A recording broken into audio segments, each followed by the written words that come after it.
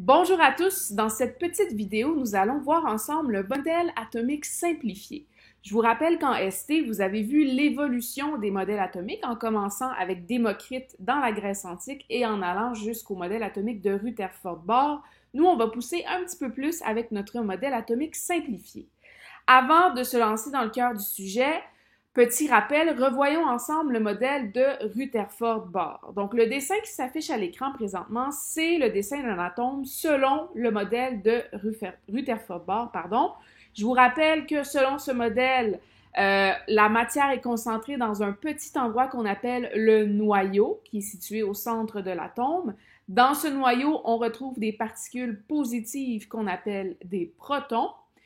Et tout autour du noyau circulent des électrons, qui sont des particules négatives, et ces électrons-là ne circulent pas au hasard, ils circulent sur ce qu'on appelle des couches électroniques.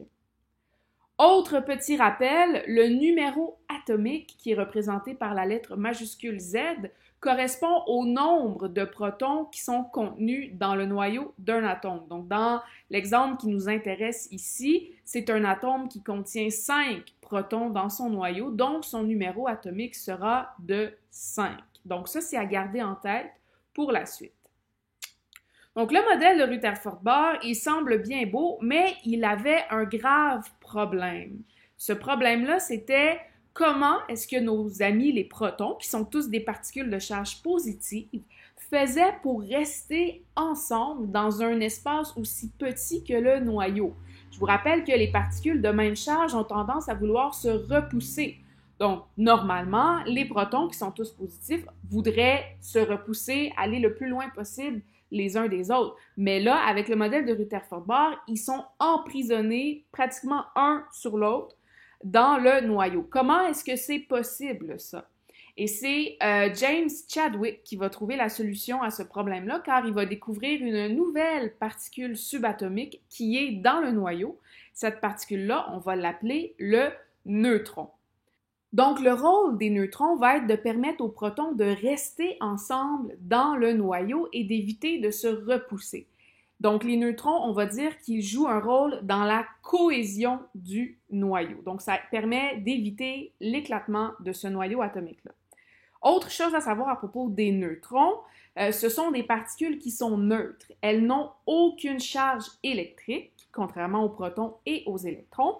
Et finalement, les neutrons ont environ la même masse que les protons. Maintenant qu'on a parlé des neutrons et des protons, on va introduire un nouveau concept qui est le nombre de masse, qui est identifié par la lettre majuscule A.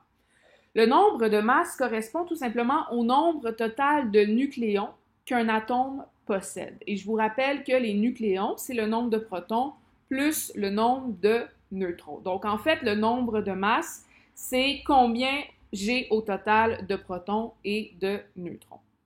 Allons-y avec un exemple. Donc, prenons notre tableau périodique et regardons le lithium. Donc, dans votre tableau périodique, dans la case du lithium, vous avez son symbole chimique, vous avez son nom, vous avez un chiffre en haut qui correspond au numéro atomique dont on a déjà parlé et vous avez un nombre à virgule en bas.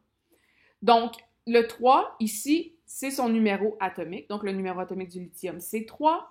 Et le chiffre à virgule en dessous, si on l'arrondit, ça devient notre nombre de masse. Donc, 6,94, on arrondit comme on est habitué à le faire. Ça va devenir 7. Donc, le nombre de masse du lithium sera de 7. Je vous rappelle que le Z, qui est le numéro atomique, correspond au nombre de protons. Donc, le lithium va avoir 3 protons. Et le A, qui est le nombre de masse, correspond au nombre de nucléons. Donc, le lithium va avoir 7 nucléons. À partir de ces informations-là, je suis capable de déduire le nombre de neutrons que possède un atome de lithium. Donc, pour trouver le nombre de neutrons, je dois tout simplement faire une petite soustraction, soit le nombre de masse moins le numéro atomique. Pourquoi? Parce que le nombre de masse, c'est le nombre total de nucléons et le numéro atomique, c'est le nombre de protons. Donc, si je soustrais l'un et l'autre, ce qui va me rester comme résultat, ça va être le nombre de neutrons tout simplement. Donc, dans l'exemple ici, mon lithium avait 7 nucléons. Sur ces 7 nucléons-là, il y en a 3 qui sont des protons, donc je fais 7 moins 3, et donc je suis capable de dire que mon atome de lithium possède 4 neutrons.